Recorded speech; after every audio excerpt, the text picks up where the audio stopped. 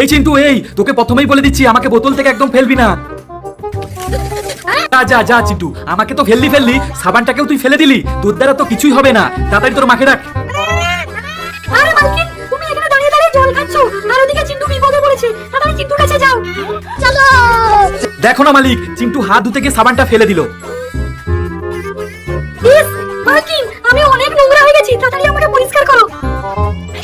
হ্যাঁ মালকিন, আমাকে দিয়ে চিন্টুকে একটা ইনজেকশন দিয়ে দাও তো, তাহলে ও তাড়াতাড়ি ঠিক হয়ে যাবে। আর আমি তো চিন্টুর মাথার মতো ফাঁকা। বা মালকিন, আমাকে ব্যবহার করে এখন আমার মুখটা কেটে দিলে। মালকিন, মালকিন, ধীরে ধীরে দেখো, খুব লাগছে কিন্তু।